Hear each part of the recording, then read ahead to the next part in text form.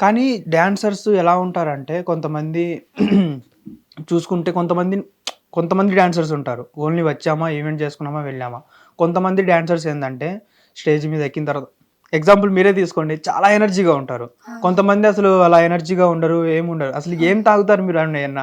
Drink నాకు చేస్తారా? నాకు లేకపోతే అసల ఏంటి? అంత ఎనర్జీ ఎలా నా వస్తది మీకు? నాకు అమ్మవారంటే చాలా ఇష్టం. నేను ఇప్పటికి 15 శక్తిపీఠాలు తిరిగాను. ఓకే. అమ్మవారి మీద ఒట్టుగా నేను ఏనాడు డ్రింకింగ్ ముట్టుకోలేదు. నా ఓకే. 2 కాళ్ళ మీద ఒట్టుగా నాకు కనీసం బీర్ కూడా తెలీదసల. హ్మ్. ఏనాడు ఎప్పుడు ఎందుకంటే నాకు నచ్చదు. హ్మ్. హ్యాబిట్ అది బ్యాడ్ హ్యాబిట్. హ్మ్. అది అంటే అది నేను చూసాను నాకు ఫ్రెండ్స్ అందరిని.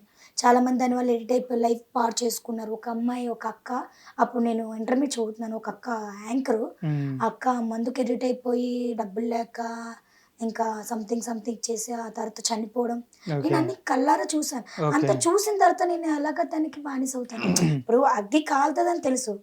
కాలినప్పుడు మనకు తెలిసినప్పుడు ఎలా చెయ్యెడతాం మనం? అదే. ఓకే. డ్రింకింగ్ అనేది అసలు ఇంక అమ్మాయిలు డ్రింకింగ్ తాగితే అది కూడా బ్యాడ్ హ్యాబిట్టే. తాగకూడదసలు డ్రింకింగు. మంచి మరి తాగకూడదు అన్నప్పుడు చాలా మంది ఇప్పుడు అబ్బాయిల కంటే అమ్మాయిలే ఎక్కువ తాగుతున్నారు చూసుకుంటే. అమ్మాయి. నేను తాగకూడదు అన్నాననుకో, నువ్వు కూడా డాన్స్ ఎయకూడదు మానేయాలని అంటారు నన్ను. హ్మ్. సరే ఇంకెవరిష్టం వాళ్ళు. మనం ఏం చెప్పలేము ఇంకా. ఓకే. కానీ నా మైండ్‌లో అయితే డ్రింకింగ్ అనేది అబ్బాయిలు కూడా తాగకూడదు. హ్మ్. ఎందుకంటే ఆ మైకంలో ఇంట్లో వాళ్ళు ఏమంటారో, ఓకే. వైఫ్‌ని ఏమంటారు, హ్మ్.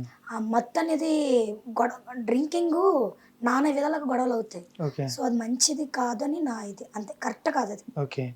ఇప్పుడు మీరు చూసుకుంటే అసలు స్టేజ్ ఎక్కారు అంటే, అంటే ఎన్ని ప్రాబ్లమ్స్ అయినా ఉండనివ్వండి. ఆ! స్టేజ్ ఎక్కారు అంటే ఒక ఆడియన్స్‌ని హ్యాపీనెస్ చేయడం కోసం ఏమైనా చేస్తున్నారు. ఐ మీన్ డాన్స్ చేయడము,